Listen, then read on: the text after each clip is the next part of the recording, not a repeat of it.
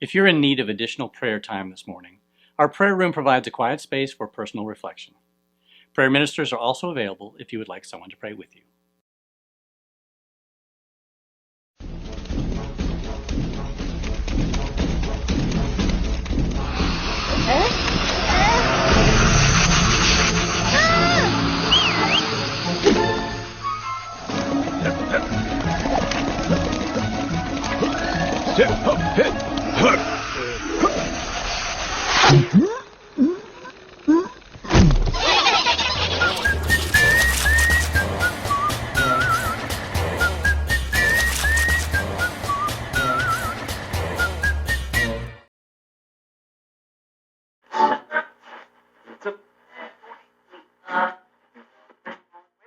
In the Bible, in John 3, someone comes up to Jesus and asks about how to live today, how to have a life of significance, a life that matters. Jesus said it all starts with a single thought, a moment when we choose God. And once that choice is made, everything that needs to be done becomes clear. Perhaps not easy, but clear.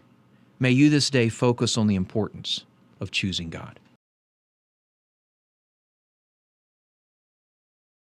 It's almost time for the Super Bowl. I know. I'm so excited. I just love football. Well, I just love watching those guys kick that little round black and white ball all over the field. whoa. That's soccer.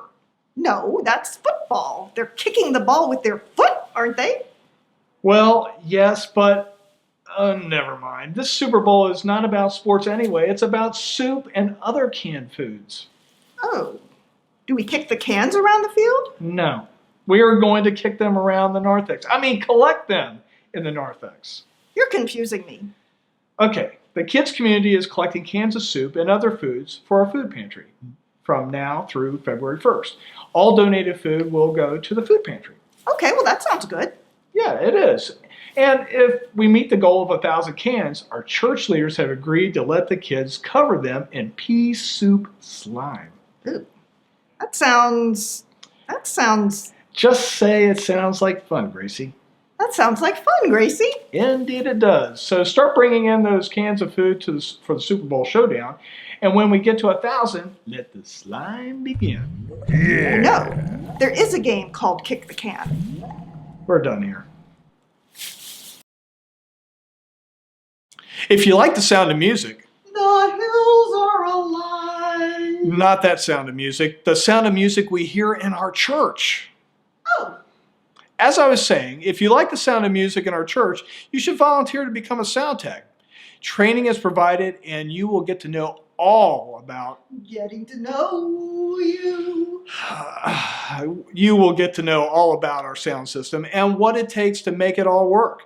Put a note on your tear-off panel or speak to anyone in the sound booth if you're interested.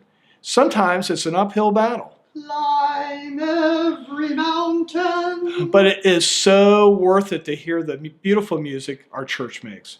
We also need people who would enjoy, the visual parts of the service, like running the slideshows. These are a few of my favorite things. We look forward to hearing from you. So long, farewell. Oh, brother. Every third Wednesday, we offer child protection training for those who want to work with our children or youth. This training is mandatory, so if you want to work with our kids and have not been through the training, mark your calendar and be here at 6:30 on the third Wednesday. And every fourth Wednesday, we have a connection Q&A at 6:30. If you have questions about CCUMC or our children's programs, youth or adult missions, or the Methodist faith in general, are you interested in having your child baptized, or do you want to make a deeper commitment to CCUMC through full membership? Then this is the place for you. Join others for an evening of questions and answers every fourth Wednesday at 6:30. Come for dinner, and then come for the class. Childcare will be available. Hi, I'm Roxanne Winfrey, and I'm excited to announce to you the book that Pastor Randy has selected for the ministry teams to read this year for the council and finance and vision. And Pastor Randy wouldn't recommend a book unless it's profoundly impacted his life and had the possibility of doing the same for you.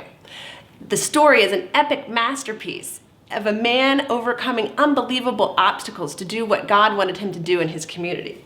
The story is Walking with Nehemiah, Your Community is Your Congregation by Pastor Joseph W. Daniels. You can get it in softcover and write your notes in the margins. You can get it on e-reader and highlight it to your heart's content.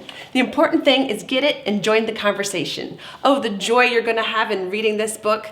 Happy reading!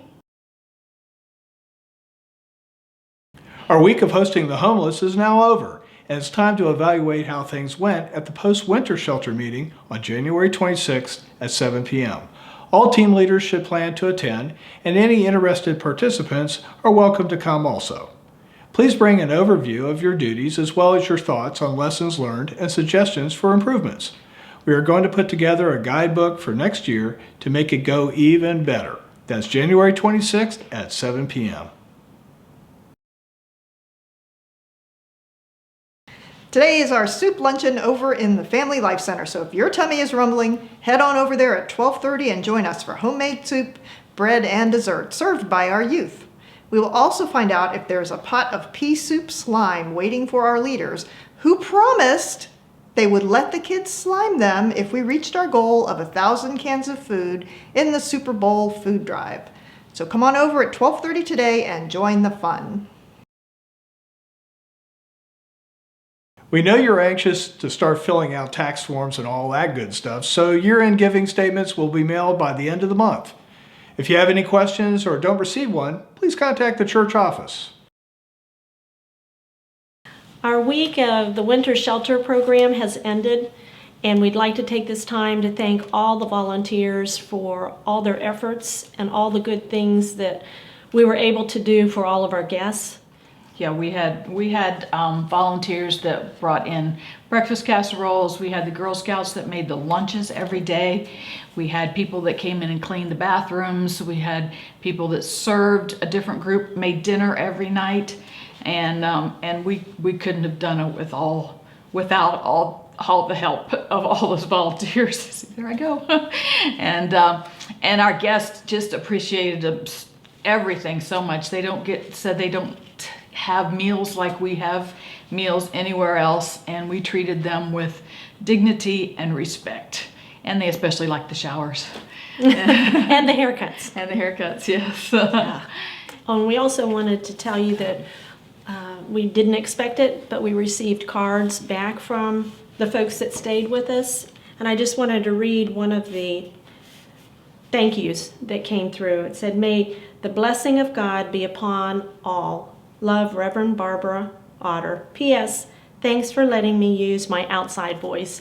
She did a lot of our prayers for us, and it captured the hearts of everybody.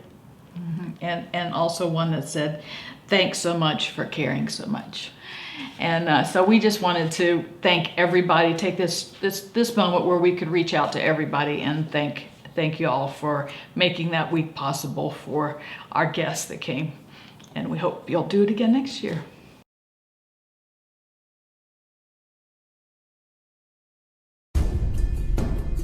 I am a part of the fellowship of the unashamed. I have Holy Spirit power. The die has been cast. I have stepped over the line. I am a disciple of His.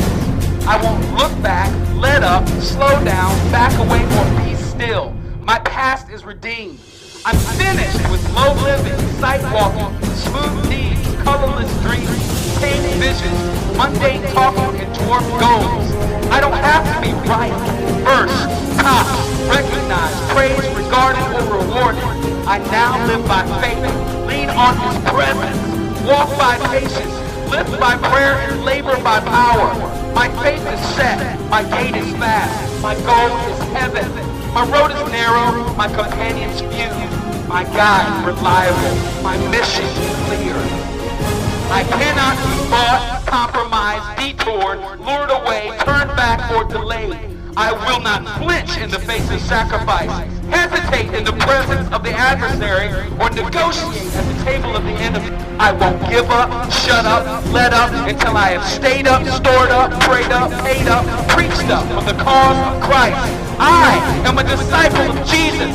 I must go until He comes, give till I drop, preach till all know, and work till He stops me.